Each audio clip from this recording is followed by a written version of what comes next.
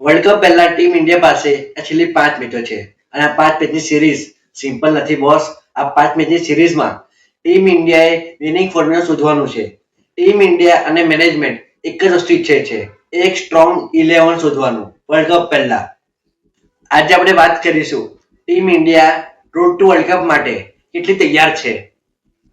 South Africa જોડે જે team રમી હતી તેમાંથી થોડા ફેરફાર કરવામાં આવ્યા છે અને સૌથી બોલ્ડ ડિસિઝન છે શુભમન ગિલ. લાસ્ટ સિરીઝમાં વાઇસ કેપ્ટન હતા અને વર્લ્ડ કપમાં તેમને જગ્યા નથી મળી. મેનેજમેન્ટ તરફથી આ એક ક્લિયર કટ મેસેજ છે, નામ પર નહીં પરફોર્મન્સ પર જગ્યા મળશે. આ ડિસિઝન રિસ્કી લાગે પણ વર્લ્ડ કપ જીતે એવી ટીમ સેન્ટિમેન્ટ પર નહીં રિઝલ્ટ પર બને છે. હવે આપણે વાત કરીએ બેટિંગ અને ઓપનિંગ કોમ્બિનેશનની.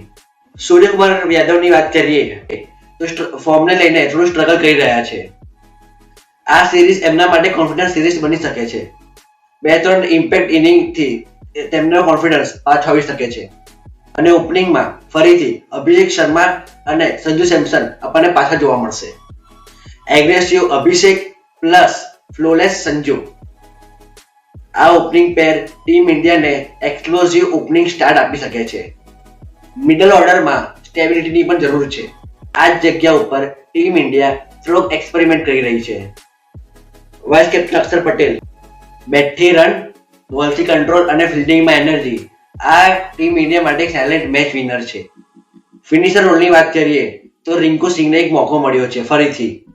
પ્રેશર સિચ્યુએશનમાં શાંત રહેવાની એબિલિટી એમને સ્પેશિયલ બનાવે છે. ઓલરાઉન્ડર ડિપાર્ટમેન્ટમાં હાર્દિક પંડ્યા અને Shivam Dube clutch player, powerful hitter અને ગેમ ચેન્જર્સ. વર્લ્ડ કપમાં બંનેનું નામ બહુ ઇમ્પોર્ટન્ટ રહેશે. બોલિંગ એટેકની વાત કરીએ તો સ્પિન ખૂબ જ મજબૂત છે. રવિ બિશ્નોઈ અને કુલદીપ યાદવ સાથે ઓફ સ્પિનર અક્ષર પટેલનું કોમ્બિનેશન સૌથી તગડું છે અને બે હોમ કન્ડિશન ઇન્ડિયામાં તે બહુ મજબૂત સાબિત થઈ શકે છે. પેસ ડિપાર્ટમેન્ટમાં તો કોઈ ડાઉટ જ નથી. જસપ્રીત બુમરાહ અને અર્શદીપ સિંહ નામ જ કાફી છે. આ 5 મેચની સિરીઝમાં બુમરાહને કમસે કમ 4 મેચ તો રમાડવી જ જોઈએ, જેથી તેમને એક કોન્ફિડન્સ અને રિધમ મળી જાય વર્લ્ડ કપ પહેલા. તેમનું રિધમ અને મેચ ફિટનેસ વર્લ્ડ કપ પહેલા સરખું થઈ જાય. હવે ઇન્જરીઝ, કમબેક અને વાઇલ્ડ કાર્ડ એન્ટ્રીની આપણે વાત કરીએ. ઇન્જરી રિપ્લેસમેન્ટમાં તિલક વર્મા જે નંબર 4 ઉપર ખૂબ જ શાનદાર પ્રદર્શન કરી રહ્યા હતા, તેમની જગ્યા ઉપર સરપંચ સાહેબ શ્રેયસ અય્યરને ફરતી મોકો મળ્યો છે. આ તક એમના માટે સૌથી મોટી સાબિત થઈ શકે છે, કારણ કે તિલક વર્મા ઓલરેડી વર્લ્ડ કપમાં એમને જગ્યા મળી ચૂકી છે. તો શ્રેયસ અય્યરને આમાં ખૂબ ફાઇટ કરવી પડશે જો તેમને વર્લ્ડ કપમાં સ્થાન મેળવવું હોય તો. વોશિંગ્ટન સુંદરની જગ્યા ઉપર રવિ બિશ્નોઈની વાઇલ્ડ કાર્ડ કમબેક થયું છે.